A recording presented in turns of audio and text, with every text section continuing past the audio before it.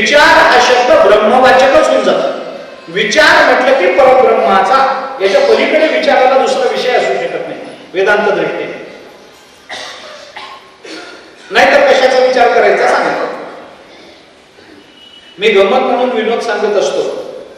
एक मनुष्य विचार करत होता, तर त्याचा एक मित्राने विचारलं, अरे त्याच्या बायकोला विचारलं, म्हणे वहिनी तो कुठे आहे? म्हणे आज खोलीमध्ये बसले विचार करतात.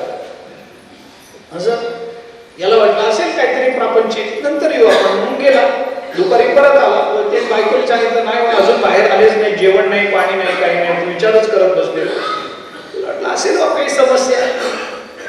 संध्याकाळी परत आला, म्हणे अजून विचारच करताय. रात्री परत आला, म्हणे अजून विचार. मग वाईट वाटलं, मी इतका जवळचा मित्र दिवसभर विचार करत बसला, एवढी काही समस्या निर्माण झाली असेल तर मला सांगायला नको ते. मी त्याचा मित्र म्हणून घेतो, मला मदत केली पाहिजे, म्हणून तो खोलीमधून आत गेला. तो डोक्याला हात लावून बसला. म्हणजे काय करतो? म्हणजे विचार करतो. तो म्हणला मी सकाळी आलो, दुपारी आलो, संध्याकाळी आलो, आत्ता आलो, तुझी बायको सांगते विचार चालू आहे, विचार चालू आहे. कशाचा एवढा विचार करतोय? तो म्हणला त्याचाच विचार करतोय की कशाचा विचार करतोय? हे विचाराचे विषयच असू शकत नाही. विचाराचा विषय एकच आहे. सारासार विचार करा, उठा उठी नामधरा कंठी विठोबाची, बस संपलं. विचाराचा विषय दुसरा नाहीच आहे. सारासार विचारिता भ्रांती ते पाही असारता सार ते स्वभावता नित्य जाणे, जे नित्य आहे तो विचाराचा विषय.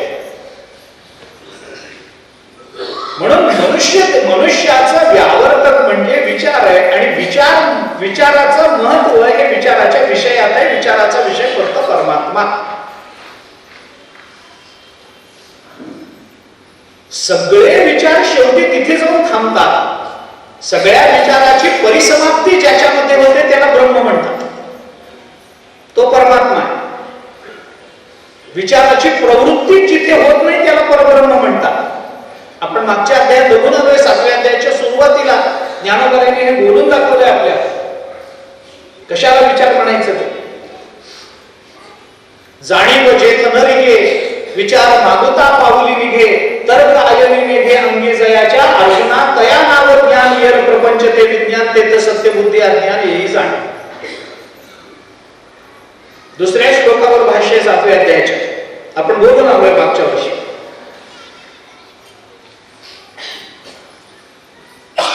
भगवंताने हे कशावरून निघालं आपलं? भगवंताने अर्जुनाला जी गीता सांगितली त्या गीतेमध्ये काय नेमकं काय भगवंताने केलं, काय असं दिलं अर्जुनाला म्हणून अर्जुन युद्धाला प्रवृत्त झाला. तर त्याचं महत्वाचं चिंतन त्याच्यात एवढंच आहे, कोणतीही प्रवृत्ती ही शब्दाच्या अनुषंगाने होत नसते. ऐका, कोणतीही प्रवृत्ती ही केवळ शब्दाचं अनुकरण करणं किंवा शब्दाच्या मागून प्रवृत्ती होत नसते. शब्दाच्या मागे जो विचार लपलेला असतो ना, तो विचार हा त्या प्रवृत्तीचं कारण असतो, निमित्त असतो. युद्ध करावं की करू नये अर्जुनाच्या समोर प्रश्न होता. भगवंताने अर्जुनाला कर अशी आज्ञा दिली आणि अर्जुन युद्धाला प्रवृत्त झाला, असं झालेलं नाहीये. बरं, हे भगवंताला करता आलं नसतं का? तर करता आलं असतं. अर्जुनाने धनुष्यबाण खाली ठेवल्याबरोबर भगवंताने सांगायला मूर्ख आहे, कळत नाही तुला, कशासाठी हे खाली ठेवलं? मी सांगतो तुला, तू युद्ध कर. नाही, माझ्या मनात ते, तुझ्या मनात काय आलं ते नंतर बघू आपण, युद्ध झालं मी तुला सगळं नंतर सांगतो. तो आत्ता पहिले धनुष्यबाण उचल आणि त्यांना मारून टाक, राज्य आपलंसं करून घे, प्रश्न मिटला. हा, सगळं झालं, युद्ध वगैरे झालं, मी तुला सांगतो हे काय असतं, कसं असतं, काय विचार करायला पाहिजे होता, अमुक काय तमुक काय, ज्ञान म्हणजे काय, विज्ञान म्हणजे काय, हे म्हणजे काय, ते म्हणजे काय, राजगुह्य राजविद्या म्हणजे काय असतं, विभूती योग म्हणजे काय असतो, विश्वरूप दर्शन काय असतं, मी नंतर सगळं नंतर करू, आधी हातातलं काम पूर्ण कर मग सांग. असं केलंय का? भगवान म्हणाले तसं नाही आहे. भगवान हे बोलू शकले असते, सांगे मूर्खपण, उठी घे धनुष्यबाण, संग्रामी गवण काढून दे तुझे, बोललेच आहे भगवान दुसऱ्या अध्यायात सुरुवातीला. वेडेपणा सोडून दे अर्जुन, धनुष्यबाण घे, कर युद्ध. देवा, माझ्या मनामध्ये करुणा निर्माण झाली. स्नेह मोठा विचित्र असतो, त्याचा पाश मोठा घातक असतो. जन्म जन्मांतराच्या कारणाकरता स्नेहपाश घातक ठरतो. भगवंताने अर्जुनाला सांगितलं, ठीक आहे, तू युद्ध केलं पाहिजेस असं माझं मत आहे. तुला युद्ध करायचं नसेल तर कोणता अविचार तुझ्या मनामध्ये तुझ्या अप्रवृत्तीला कारण ठरतो आहे तो मला काढून टाकावा लागेल. आणि कोणत्याही अविचाराची निवृत्ती ही विचाराशिवाय होत नसते. याच्याकरता तुला विचार सांगणं महत्वाचं आहे. भगवंताच्या शब्दाला अनुसरून युद्धात प्रवृत्ती झाली नाहीये. भगवंताच्या शब्दाच्या मागे जो विचार होता तो विचार प्रवृत्त करतो कृतीला. कृतीतली प्रवृत्ती शब्दानुगामी नसते, ती विचारानुगामी असते. हे लक्षात घेतलं पाहिजे. हा अज्ञानी अर्जुन अज्ञानीच असताना त्याला काहीच कळलं. अरे एखादं कुत्र आहे, त्याला भाकरीचा तुकडा दाखवला आणि त्याला यू यू यू म्हटलं की ते येतं.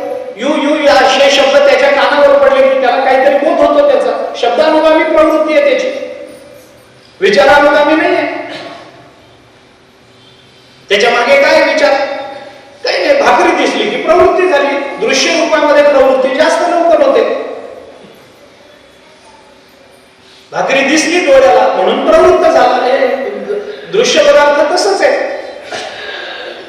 कारण ते लोक काय होतं, आता आपण बाराखडी शिकतो की नाही, आपल्याकडची पद्धत वेगळी. बाराखडी शिकवताना आपण आपले शिक्षक फळ्यावर अ काढतात, पाठीवर अ काढतात आणि ते अ काढताना तोंडानं म्हणायला लावतात. मुलगा लक्षात काय ठेवतो?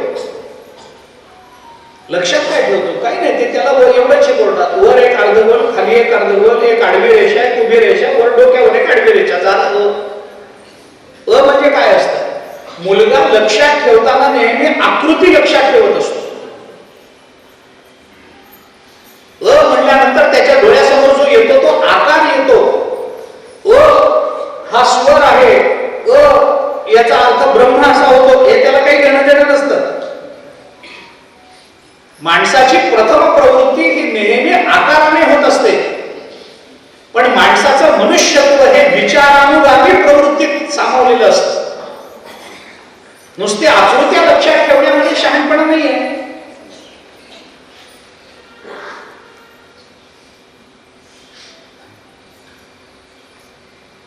हाच उभा काढलेला जर आडवा केला तर तो ल होतो, पण ते पटकन कळत नाही. ल मध्ये काय अंतर आहे सांगा. हा ल असा उभा करून ठेवला की त्याचा अ होतो. हाच अ जर आडवा केला की त्याचा ल होतो.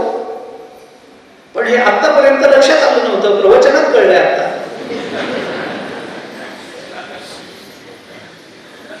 असं आहे. भगवंताने अर्जुनाला विचार दिला. अर्जुना विचार कर. माणसाला आपला विचार करता येणं फार महत्वाचं आहे. मग तो विचार काय करायचा, कसा करायचा, त्या संबंधाने काही चिंता नाही.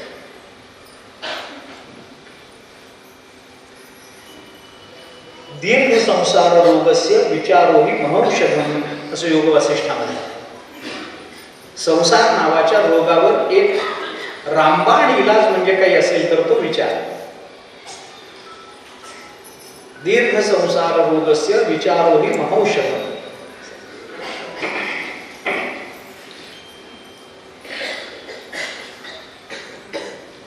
विचार सांगितला. आता अडचणी कुठे आहेत? अर्जुना, सगळं ब्रह्म आहे. संपला विचार. विचार एवढाच आहे, सगळं ब्रह्म आहे. पण एवढाच विचार सांगितला तर काय सगळंच कळालं काय? एका वाक्यात सगळ्यांना ब्रह्मज्ञान झालं असतं तर तुम्ही तरी का प्रवचनाला आला असता आणि मी तरी का प्रवचन केलं असतं? नाही ना. याच्यामध्ये प्रतिबंध खूप आहे. मग त्या एकेका प्रतिबंधाची निवृत्ती करावी लागते. आणि प्रतिबंधाचं स्वरूप हे नेहमी असं असतं की एका प्रतिबंधाची निवृत्ती करताना तो प्रतिबंध आणखीन प्रतिबंध निर्माण करून संपत असतो. ऐका, आमच्या जीवनातला एक प्रतिबंध हा सहजासहजी संपत नाही. मी थोडंसं स्पष्ट बोलतो, जरा वाक्य माझं कठीण वाटेल आपल्याला. विचारानं निवृत्त होणारे प्रतिबंध हे सहजासहजी निवृत्त होत नाही. ते आमच्या विचाराला चालना देण्याकरता अनेक प्रतिबंधाची निर्मिती करतात आणि मग निवृत्त होतात. एक प्रतिबंध निवृत्त झाला म्हणजे सगळे संपलं असं होत नाही. तो प्रतिबंध निवृत्त होताना काही प्रतिबंधाची निर्मिती करून निवृत्त होत असतो. मी उदाहरण सांगतो आपल्याला या संबंधात. आपण गीतेचाच विचार केला तरी आपल्या लक्षात येईल. 7व्या अध्यायामध्ये भगवंतांनी अर्जुनाला काही सांगितलं. 7व्या अध्यायामध्ये ज्ञानाचा विचार सांगितला, काही अमुक सांगितलं, मायेचा विचार बोलून दाखवला, हे सगळं बोलून दाखवलं. देवी एषा गुणमयी मम माया दुरत्यया मामे वये प्रपद्यन्ते मायामेतां तरन्ति ते वगैरे वगैरे हे सगळं सांगितलं.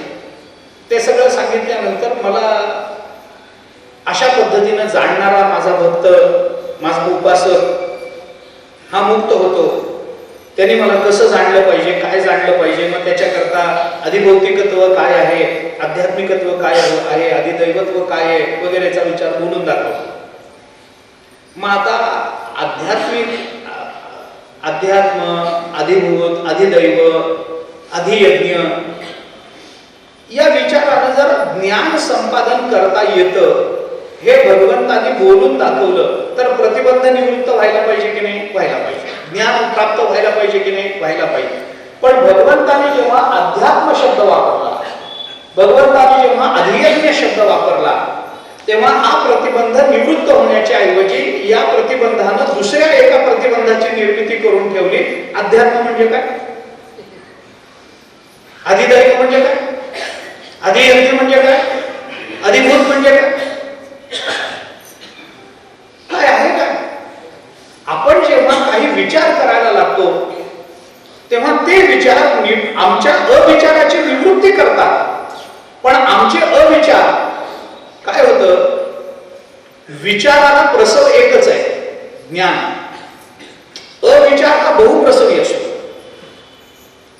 अविचार अनेक गोष्टींना जन्म देतो, विचार फार गोष्टींना जन्म देत नाही. विचार फक्त ज्ञानाला जन्म देतो आणि थांबतो. विचाराला एकच मुलगा आहे, ज्ञान. बस संपलं. पण अविचाराला संतती फार. धृतराष्ट्राला 100 मुलं आहेत, हे लक्षात घ्या. धृतराष्ट्राला 100 मुलं असतात. अविचार नेहमी अधिक जन्माला घालत असतो. अविचार बहुप्रसवी आहे. अविचारातून अनेक गोष्टी जन्माला येतात. विचारातून फक्त शांती जन्माला येते, विचारातून फक्त तृप्ती जन्माला येते, विचारातून फक्त ज्ञान प्राप्त होतं, विचारातून फक्त समाधान मिळतं. विचारा वाचून न पविजे समाधान. विचारातून फक्त समाधान आहे. अविचारातून काय काय जन्माला येईल ते सांगता येत नाही.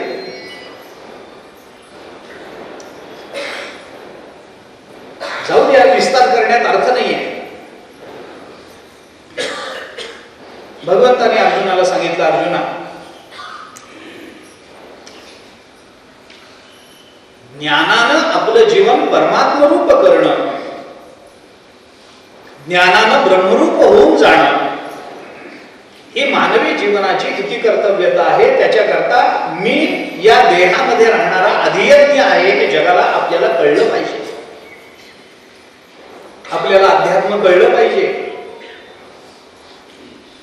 अरे माझं चिंतन करणाराच मुक्त होतो. कारण मोक्षाकरता मोक्षाचा विषय परमात्म्याला सोडून दुसरा नाही आहे. आणि असं जेव्हा अर्जुनाला भगवंतांनी सांगितलं तेव्हा अर्जुनाच्या अंतःकरणामध्ये काही संकल्पनांच्या बद्दल एक उत्सुकता, एक औत्सुक्य निर्माण झालं, काही जिज्ञासा निर्माण झाली. म्हणून आपण मागच्याही वर्षी बोललो होतो आणि याही वर्षी मला सांगण्यामध्ये कोणता संकोच विशेषत्वानं वाटत नाही की भगवद्गीतेचा अभ्यास करत असताना आम्हाला हा विचार केला पाहिजे. आम्हाला श्लोक कळाला, श्लोकाचा विषय काय हे कळालं, या श्लोकावर कुणी भाष्य कोणतं केलं, या श्लोकावर ज्ञानोबारांनी काय म्हटलं हे आम्हाला माहिती झालं. हा भगवद्गीतेचा अभ्यासच नाहीये. आम्हाला नेहमी असं वाटतं की या श्लोकावर ज्ञानोबारांनी काय म्हटलंय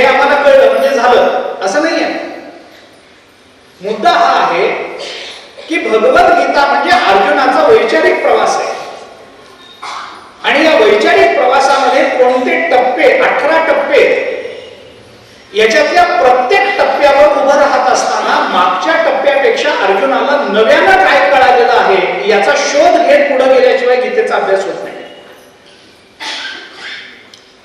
चौथ्या अध्यायामध्ये अर्जुनाच्या ठिकाणी अशी कोणती अपूर्णता भगवंतांनी ठेवली होती की 5वा अध्याय सांगावा लागला? 10व्या अध्यायामध्ये असं काय अर्धवट राहिलं होतं की 11वा अध्याय बोलून दाखवावा लागला, तिथं विश्वरूपाचं दर्शन करून द्यावं लागलं?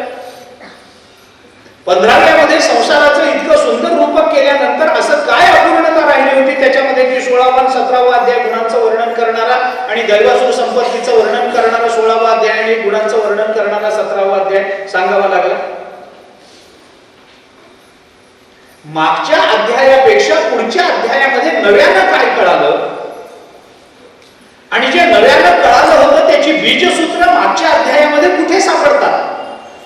अर्जुन नेमका पुढच्या अध्यायामध्ये प्रवृत्त होताना मागच्या अध्यायातल्या कोणत्या सूत्राला धरून पुढे चाललेला आहे? ते सूत्र जर आम्हाला दुसऱ्या अध्यायाच्या 11व्या श्लोकापासून शोधता आलं तर गीतेमध्ये असणारी विचाराची एकसूत्रता, भगवद्गीतेमध्ये भगवंताच्या बोलण्यामध्ये असणारी सुसूत्रता, ती सुसूत्रता आमच्या हाताला लागेल आणि ते सूत्र हाताला लागलं तरच 18व्या अध्यायामध्ये नष्टो मोहा म्हणण्याचा जे धाडस अर्जुन करतो आहे ते धाडस आमच्या ठिकाणी येण्याची शक्यता राहते, नाहीतर नाही राहत. लक्षात घ्या, आम्ही गीता पाठ करतो, चांगलीच गोष्ट आहे. अर्ध्या रात्री विचारावं कोणता श्लोक मान्य आहे, शंकराचार्यांच्या पीठाकडून बक्षीस मिळतं, तेही मान्य आहे, तोही गौरवच आहे, कौतुकच आहे, प्रश्नच नाही. पण अर्जुनाचा हा वैचारिक प्रवास भगवंताच्या कोणत्या विचाराचे पाय धरून केला गेलेला आहे? भगवंताचं असं कोणतं सूत्र आहे की दुसऱ्या अध्यायाच्या 11व्या श्लोकापासून अशोच्यानंदवशोचस्वम पासून ते सर्वधर्मान परित्यज्यपर्यंत भगवान जे बोलले त्या बोलण्यामध्ये ही जी सुसूत्रता विचाराची एकसूत्रीपणा जो विचाराचा सापडतो, एकच सूत्र जे आपल्या हाताला लागतं त्या सूत्रातल्या कोणत्या कंगोऱ्यांचा विचार प्रत्येक अध्यायामध्ये होत गेलेला आहे याचा शोध घेणं हा गीतेचा अभ्यास आहे. धनुष्यबाण खाली ठेवणाऱ्या अर्जुनापासून ते नष्टो मोहा की आता तू म्हणशील ते करायला मी तयार आहे या म्हणणाऱ्या अर्जुनापर्यंत जे अर्जुनाच्या व्यक्तिमत्वामध्ये बदल होत गेले, विचारामध्ये बदल होत गेले, ते बदल नेमके कोणत्या विचारांनी कोणत्या उपदेशाने झाले? नाहीतर नधरी शस्त्र करी मी गोष्टी सांगेन युक्तीच्या 4 चालूच आहे. भगवान बोललेच आहे मी काही 4 गोष्टी सांगेन बाबा तुला, ते 4 कोणत्या गोष्टी सांगेन काय सांगेन, पण नेमकं प्रवास कसा आहे? प्रत्येक टप्प्यावर एक व्यक्तिमत्व विकास आहे अर्जुनाचा. प्रत्येक अध्यायामध्ये अर्जुनाची प्रगल्भता आहे, कुठल्या तरी अंशातल्या अविद्येचं निराकरण आहे प्रत्येक अध्यायामध्ये. ज्या अंशात त्या अविद्येचं निराकरण झालेलं आहे ती अविद्या निराकृत होत असताना पुढच्या अंशामध्ये जिथे अविद्या ती राहिलेली आहे ती पटकन दुसऱ्या कुठल्या तरी अविचाराचा आश्रय करून जर राहत असेल तर पुढच्या अध्यायामध्ये त्याला धरून काय विचार आला? 9व्या अध्यायामध्ये अर्जुन आणि 10व्या अध्यायातला अर्जुन या 2 अर्जुनांमधला बदल कशात आहे? नेमक्या कोणत्या जाणीवेमध्ये अर्जुन प्रगल्भ आहे? 9वा अध्याय 10व्या अध्यायाच्या पुढेच येणार की नाही का मागे? पुढे.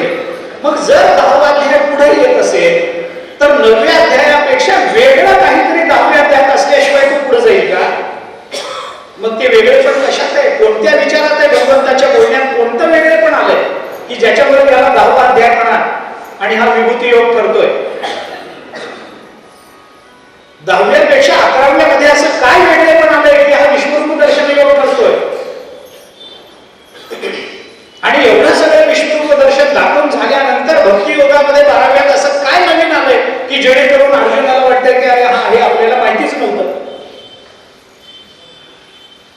अर्जुनाची प्रगल्भता जर अध्यायागणिक श्लोकागणिक वाढत चाललेली असेल तर त्या प्रगल्भतेचा जो प्रवास आहे, जो विचार, त्या विचाराचा जो प्रवास आहे तो प्रवास आम्हाला अनुभवता आला पाहिजे, तो प्रवास आम्हाला जाणून घेता आला पाहिजे. त्या पुढच्या टप्प्यावर आम्हाला अर्जुनाबरोबर बोट धरून जाता आलं पाहिजे.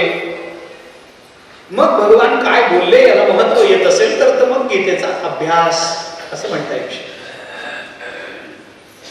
सतु दीर्घकाळ नैरंतर्य सत्कारा सेवितो दृढ भूमी असं अभ्यासाचं महत्व सांगितलंय पतंजली योगसूत्रात. दीर्घकाळ निरंतर आणि सत्कारा सेवितो अत्यंत आदरानं जेव्हा केला जातो तेव्हाच तो अभ्यास दृढ होतो, नाहीतर होत नाही. तो निरंतर असला पाहिजे, दीर्घकाळ असला पाहिजे. अनेक लोक दीर्घकाळ करतात पण निरंतर करत नाही.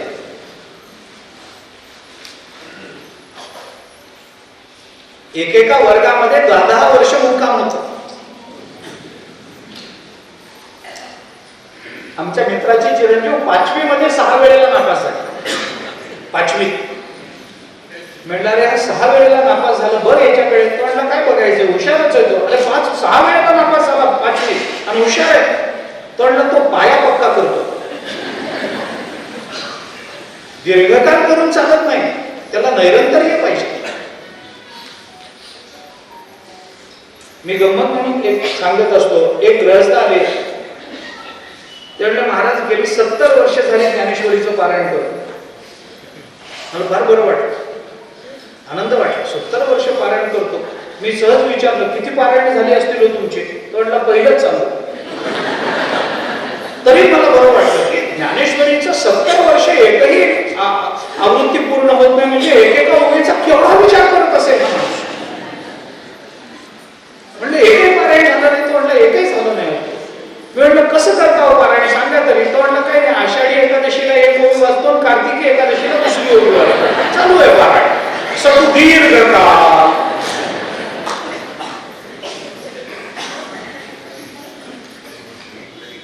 पावला पावलाला आम्हाला भगवान काहीतरी सांगतायत गीतेमध्ये.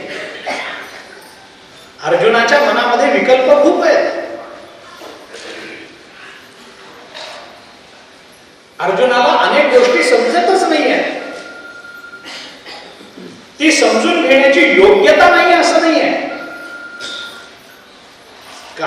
काय होतं, आम्हाला जेव्हा काही गोष्टी समजत नाहीत ना तेव्हा त्याची 2च कारणं असतात. थोडस आपण मानसशास्त्राच्या आधाराने जाऊ ना, तर आम्हाला गोष्ट समजत नाही असं जेव्हा आपण म्हणतो ना तेव्हा त्याची 2 कारणं असतात. एकतर समजून घेण्याची योग्यता आमच्या ठिकाणी नसते, हे पहिलं कारण, किंवा ते आम्हाला समजावं याच्याकरता आमच्या मनामध्ये आधीच त्या संबंधानं विपरीत भूमिका ठामपणानं बसलेली असते, हे दुसरं कारण. आम्ही पूर्वग्रह दूषित असतो. इंग्रजीमध्ये ज्याला प्रेज्युडाइस म्हणतात. आम्ही पूर्वग्रह दूषित असतो. हे असं नाहीच आहे. असेल का नाही हा विकल्प नाही आहे, हे असं नाहीच आहे. असा निश्चय झालेला असतो आमचा. आपल्या वेदांताच्या भाषेमध्ये बोलायचं झालं तर असंभावना आणि विपरीत भावना, विचारसागराच्या भाषेत जर बोलायचं झालं तर आम्ही असंभावनेमध्ये बहुतांश वेळेला नसतो, आम्ही विपरीत भावनेतच आहोत. आमचा निश्चयच झालाय. असं काही नसतंच. परमात्मा देवळातच राहतो, तो गाभाऱ्यातच राहतो, तो आमच्या हृदयात राहतो. नाही नाही आम्ही त्याचं स्वरूप आहोत. नाही नाही नाही असं काही नसतं. असलं काही नसतं. धनुष्यबाण खाली ठेवून अर्जुन सिद्ध आहे की नाही युद्ध करण्यामध्ये जीवनाची धन्यता नाहीच आहे हे त्यांनी ठरवून टाकलंय.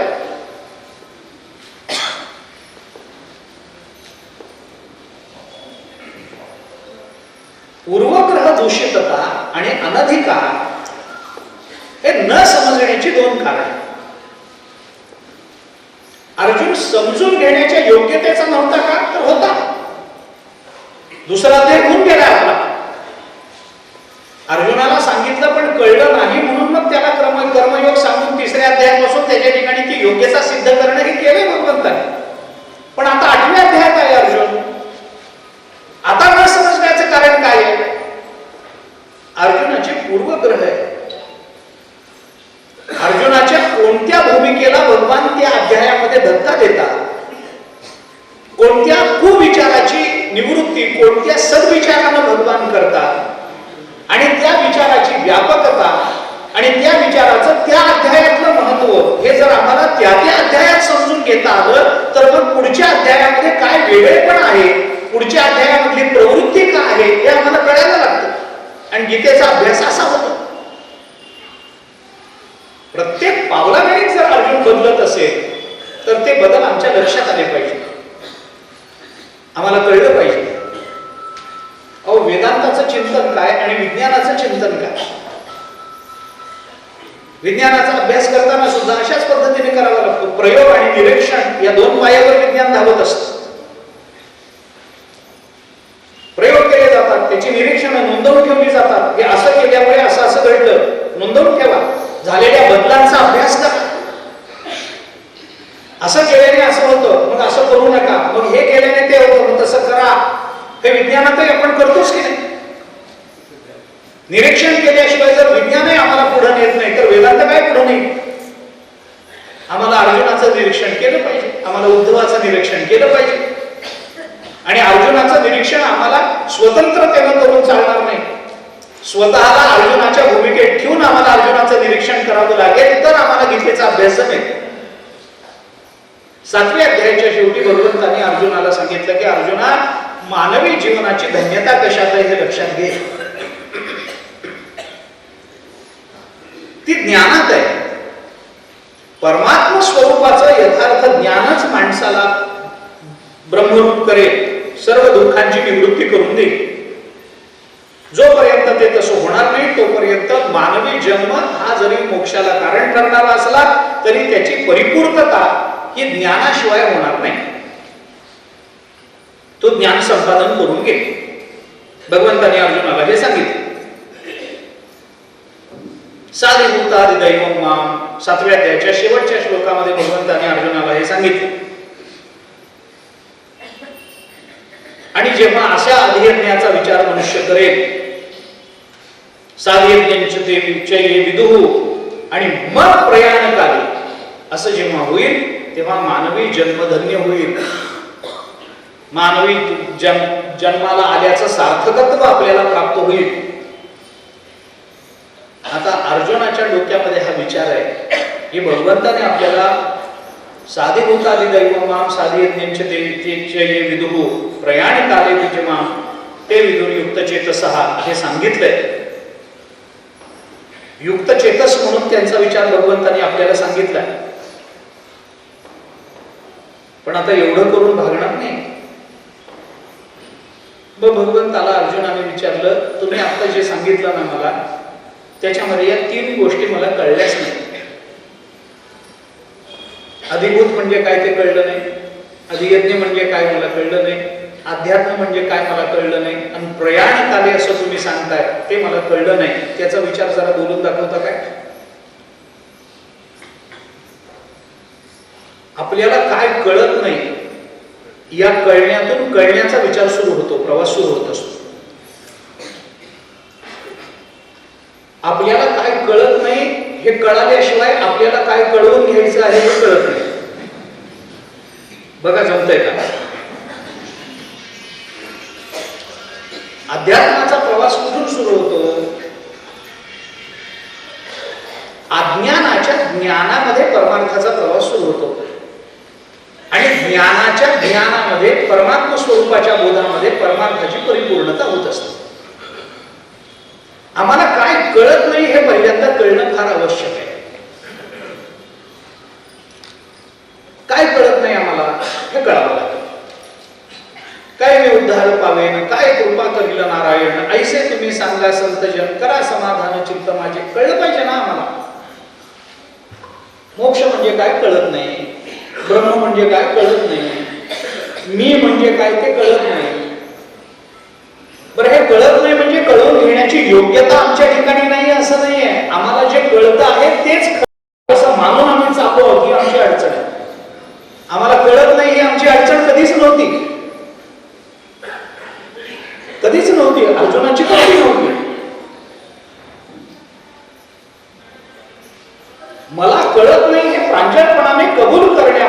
परमार्थ सुकर होतो. मला कळले तेच बरोबर आहे अशा अट्टहासामध्ये परमार्थाचा प्रवास थांबून राहतो.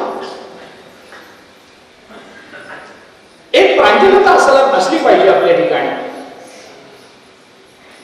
स्वस्मिन दीनत्व भावना, भागवताच्या भाषेत बोलायचं झालं तर विश्वासो गुरुवाक्येषु स्वस्मिन दीनत्व भावना मनोदोषजयश्चैव कथायां निश्चलामती, हे तर पुढे राहील. परंतु आमच्या ठिकाणचं एक दैन्य आम्हाला कळलं पाहिजे. आम्ही दीन असलं पाहिजे. आम्हाला कळत नाही हे आम्हाला कळलं पाहिजे. आणि अर्जुनाचं मोठेपण याच्यात आहे. अर्जुनाच्या गुणात, अर्जुनाच्या स्वभावातल्या गुणांपैकी हा एक महत्वाचा गुण आहे की अर्जुन प्रांजळपणाने हे प्रश्न भगवंताच्या समोर मांडतो की देवा हो मला हे कळलं नाही, मला कळलं तेच बरोबर आहे. अशा अट्टहासामध्ये कुठलाही पारमार्थिक विचाराचा प्रवास पुढे जातच नाही.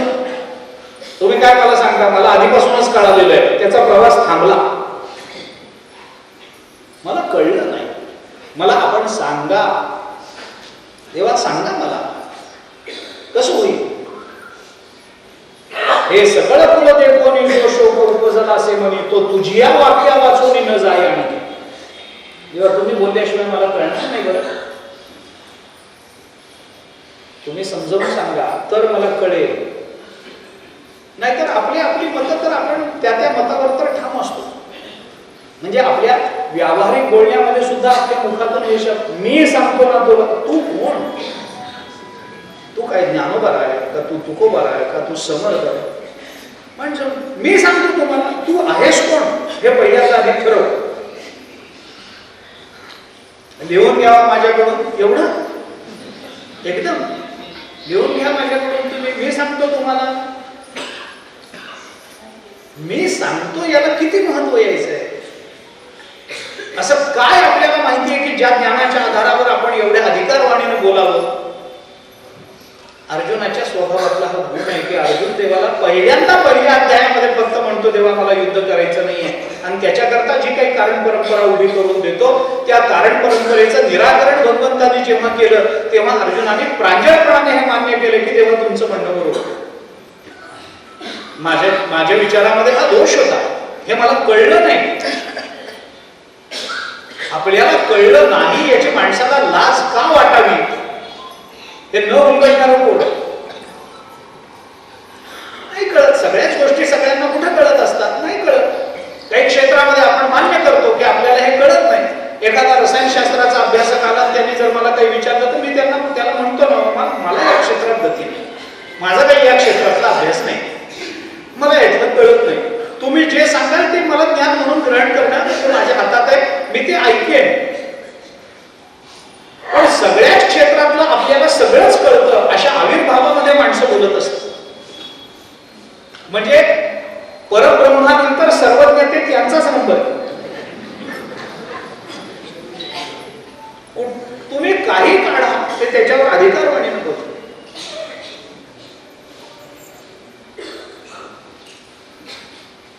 मला एकाने परवा सांगितलं, मी तुम्हाला 100% सांगतो पुढच्या आठवड्यात रशियाचं युक्रेनचं युद्ध थांबतं की नाही बघा. म्हटलं मग तू इथं काय करतोय खेड्यामध्ये. आम्हाला सगळ्या क्षेत्रातलं सगळं कळत नाही, आम्हाला कळत नाही एवढं कळणं हे फार महत्वाचं असतं. अर्जुनाने काही प्रश्न विचारले. 8व्या अध्यायाचं स्वरूप थोडंसं लक्षात घेतलं तर 8व्या अध्यायामध्ये अर्जुनाने पहिल्या दोन श्लोकामध्ये अर्जुनाने प्रश्न विचारले. या प्रश्नांची उत्तर भगवंतांनी दिली. 8व्या अध्यायामध्ये 6 संकल्पनांचा विस्ताराने विचार आला. अध्यात्म, कर्म, काल, अधिदैव, अधिभूत आणि अधियज्ञ या 6 संकल्पना 8व्या अध्यायामध्ये विस्ताराने मांडल्या गेलेल्या आहेत. त्याच्या पलीकडे 8व्या अध्यायामध्ये काही नाही. पण 8व्या अध्यायाचं महत्व याच्यात आहे की 8वा अध्याय हा संकल्पनांचं स्पष्टीकरण करणारा अध्याय, संकल्पनांच्या व्याख्या करणारा अध्याय. 8व्या अध्यायामध्ये जेवढ्या व्याख्या आल्या तेवढ्या व्याख्या इतर कोणत्याही अध्यायामध्ये आल्या नाहीत. संकल्पनांचं संज्ञांचं स्पष्टीकरण करणारा असं म्हणा. अर्जुनाने देवाला प्रश्न विचारलाय, किम तद्ब्रह्म किम अध्यात्म किम कर्म पुरुषोत्तम. देवा, अध्यात्म म्हणजे काय सांगा, कर्म म्हणजे काय सांगा, ब्रह्म म्हणजे काय मला सांगा. तुम्ही म्हणाला होता प्रयाण काले, आयुष्याच्या शेवटच्या कालामध्ये म्हणजे काय ते आम्हाला कळलं पाहिजे. अधिभूतम च किम प्रोक्तम, अधिदैव म्हणजे काय, अधिभूत म्हणजे काय, अधियज्ञ तो कुठे राहतो, अधियज्ञ कसा आहे म्हणजे काय. पहिल्या 2 श्लोकामध्ये अर्जुनाने हे प्रश्न भगवंताला विचारले. अर्जुन देवाला म्हणतो, देवा अधियज्ञ कथम कोत्र, कुठे आहे अधियज्ञ, कुठे असते या देहामध्ये, काय आहे हा अधियज्ञ. अधिदैव म्हणजे काय, अधिभूत म्हणजे काय, या संज्ञा स्पष्ट झाल्या पाहिजे.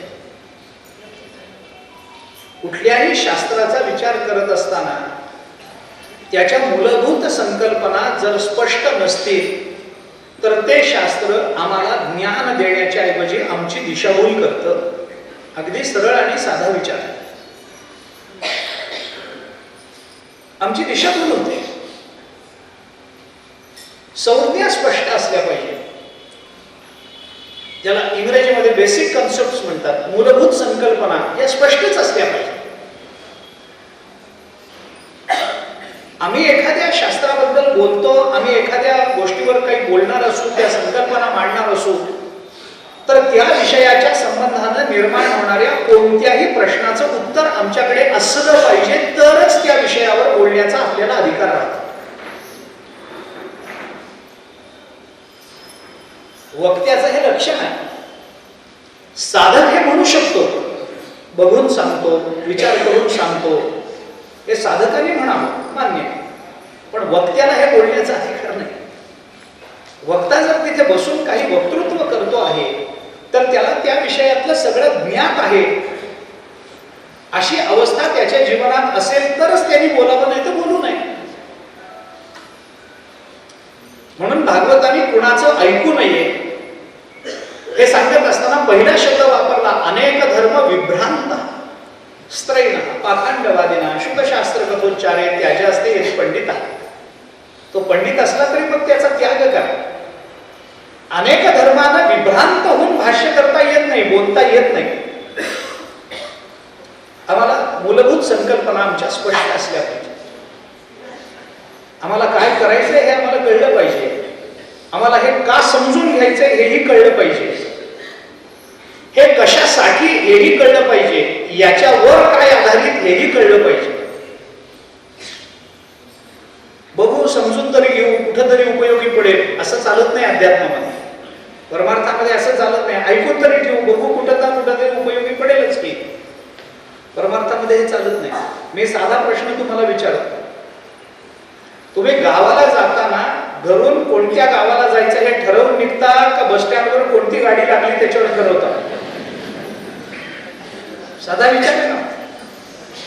गावाला जाताना सुटकेस भरून निघालात तुम्ही आणि एखाद्याने विचारलं का कुठे चाललाय, बघू आता बस स्टँडवर गेल्यावर ठरवू. त्यातल्या त्यात नवी गाडी कोणती असेल तिथं बसू. असं करता का घरून ठरवून निघता की मुंबईला जायचंय, पुण्याला जायचंय, इकडं जायचंय, संभाजीनगरला जायचंय, काहीतरी घरून ठरवून निघू ना आम्ही. मग ती गाडी जुनी आहे का नवी आहे याच्याशी कर्तव्य नसतं. आम्हाला जायचंय कुठे हे आम्हाला आधी कळलं पाहिजे. कारण कुठे जायचं आहे, कोणत्या कामाकरता जायचं आहे. एखाद्याने विचारलं कुठे, म्हणजे पुण्याला निघालं. कसं काय माहिती नाही, बघू आता असं म्हणतात का काही ठरवून निघालाय याच्या करता नाही. मुलाला भेटायला चाललो, सुनेला भेटायला चाललो, लग्न ठरवायला चाललो, मित्राकडे लग्न आहे म्हणून चाललो, काय जे काही असेल ते काय बोलायचं प्रवचनात, कारणांचा काय विचार करायचा.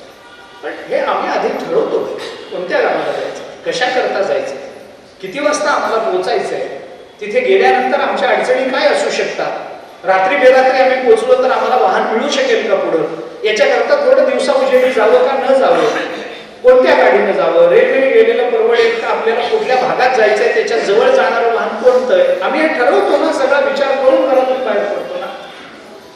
मग परमार्थातच असं का होत असेल?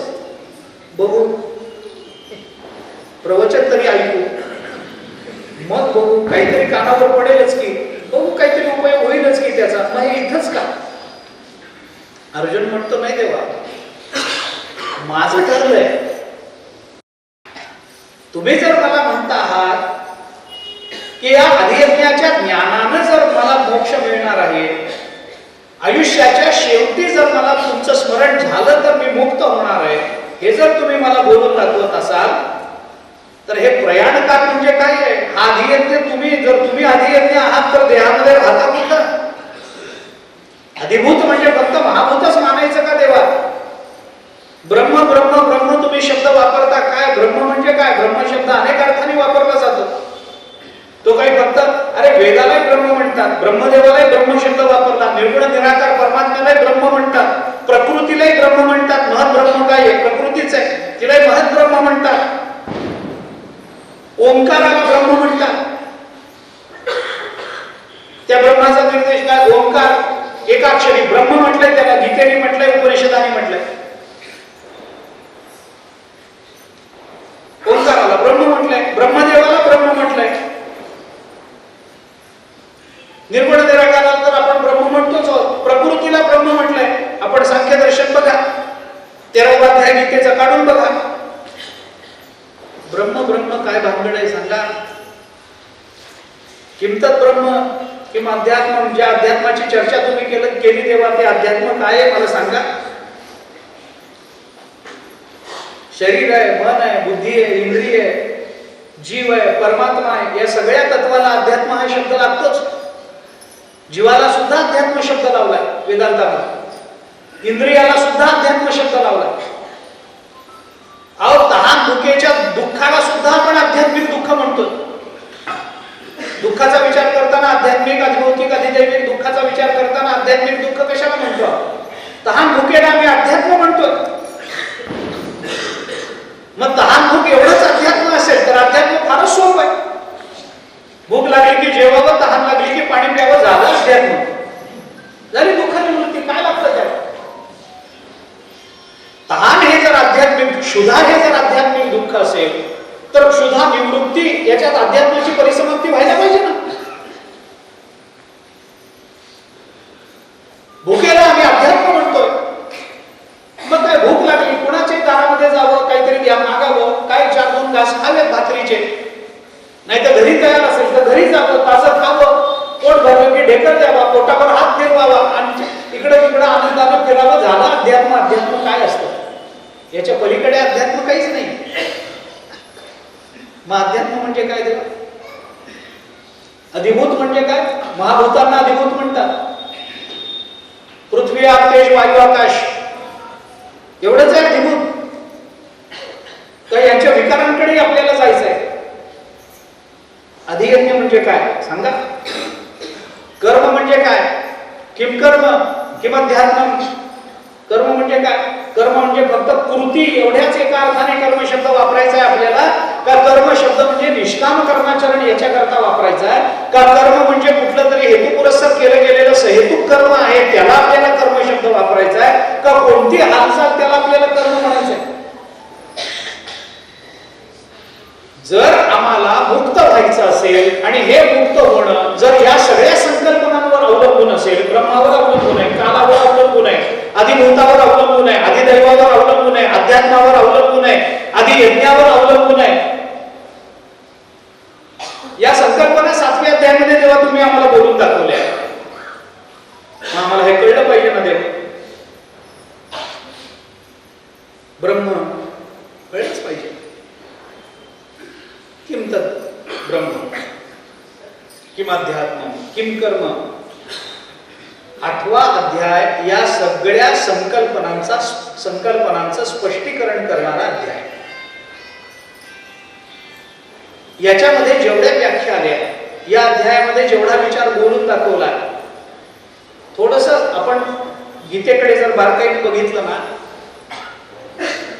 तर गीतेमध्ये 8वा अध्याय आणि 11वा अध्याय या 2 अध्यायांचं वेगळं महत्व आहे. या 2 अध्यायांचं वेगळं महत्व. 8वा अध्याय हा व्याख्यांचा अध्याय. इथं ज्ञानापेक्षा माहिती जास्त आहे 8व्या अध्यायामध्ये.